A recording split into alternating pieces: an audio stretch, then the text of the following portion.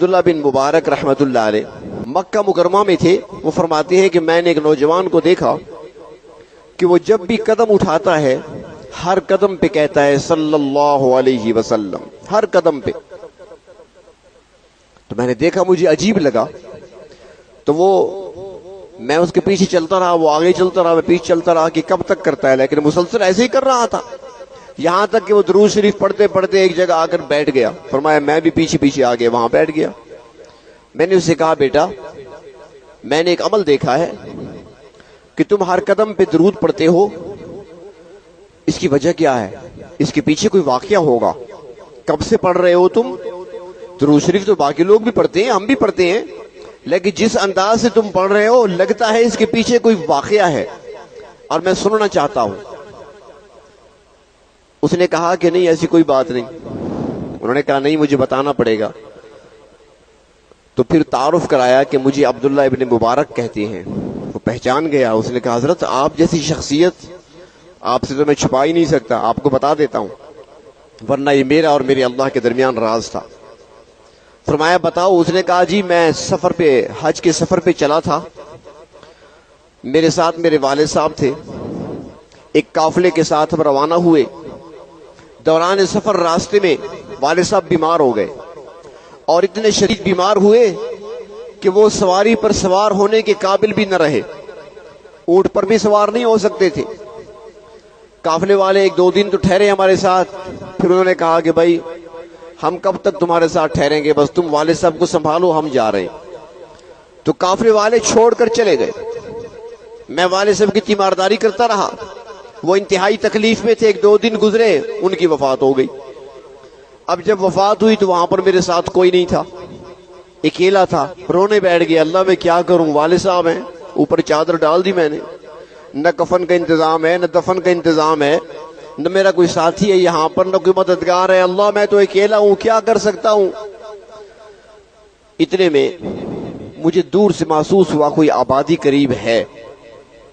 چنانچہ میں ان پر چادر ڈال دی تھی، میں چلا گیا، چلتا رہا، آبادی تک جا پہنچا.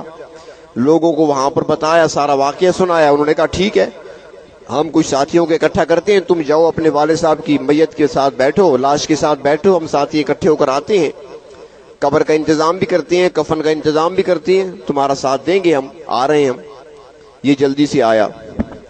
جب یہاں آیا اور وہ کہنے لگا کہ میں نے چادر ہٹائی والد صاحب کو دیکھنے کے لیے، کافی دور گیا تھا، واپس آیا ہوں، ذرا دیکھ تو لوں.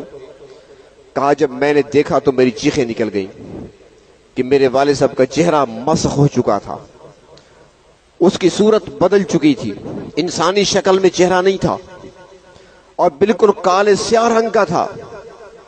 میں رونے بیٹھ گیا، اللہ یہ کیا ہوا، میرے والد صاحب گناہگار ہوگا، خطا کار ہوگا، اللہ یہ سزا اسے یہاں تو نہ دیتے آپ. اب لوگ آئیں گے، میں لوگوں کو کیسے دکھاؤں گا میرے والد کا چہرہ ہے، کیا کہیں گے وہ، میں کیسے دکھاؤں گا، کیسے تعارف کراؤں گا. وہ کہتے ہیں روتے روتے روتے میری آنکھ لگ گئی. اور جو ہی میری آنکھ لگی میں نے خواب دیکھا کہ ایک انتہائی حسین چہرے والے ایک شخصیت آ رہی ہیں اور ان کے ساتھ کچھ اور ساتھی بھی ہیں. وہ تشریف لائے اور آ کر میرے والد صاحب کے چہرے سے کپڑا ہٹایا اور چہرے کو غور سے دیکھا. اس کے بعد چہرے پر اپنا ہاتھ پھیرا تو کہتے آئے کہ میں خواب میں دیکھ رہا ہوں کہ میرے والد صاحب کا چہرہ پہلے سے بھی زیادہ چمکنے لگا، روشن ہو گیا. اس کے بعد پھر چادر ڈال دی. جب وہ جانے لگے تو میں نے آگے بڑھ کر سلام کیا اور میں نے پوچھا آنے والے آپ کون ہیں؟ آپ میرے محسن ہیں، آپ کا احسان ہے یہاں پر میرے والد صاحب اس حال میں تھے، آپ نے اتنا کرم فرمایا، آپ ہیں کون؟ تو وہ جواب میں مجھے خواب میں کہتی ہیں مجھے نہیں پہچانا، میرے ہی تو امتی ہو تم، میری رسالت کا کلمہ تو تم نے پڑھا ہوا ہے. تو وہ کہتے ہیں میں نے عرض کیا میرے والد صاحب تو گناہگار انسان تھے، ان کا چہرہ بدل گیا تھا، مسخ ہو گیا تھا، شکل بدل چکی تھی، رنگت بدل گئی تھی، تو آپ کیسے تشریف لائے؟ تو آپ نے فرمایا بیٹا تیرے والد صاحب گناہگار ضرور تھے، خطاکار ضرور تھے، لیکن روزانہ باقاعدگی سے مجھ پر درود پڑھا کرتے تھے. آج جب اس کا درود مجھ تک نہیں پہنچا تو میں نے درود لانے والوں سے کہا کہ وہ تحفے جو روزانہ آیا کرتے تھے نہیں آئے، تو انہوں نے بتایا کہ اس کی وفات ہو گئی، شکل مسخ ہو گئی۔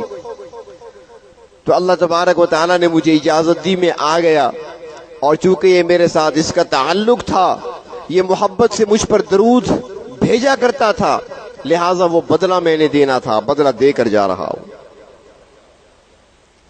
تو وہ کہنے لگا نوجوان عبداللہ بن مبارک سے کہ جب سے میں نے یہ دیکھا واقعہ، چونکہ میری اپنی آنکھوں کا دیکھا واقعہ ہے، میرے اپنے والد صاحب کے ساتھ ہوا، میری جب آنکھ کھلی تو میں نے دیکھا والد صاحب کا چہرہ چمک رہا تھا، سب کچھ جو خواب دیکھا وہ حقیقت بن کر سامنے آیا۔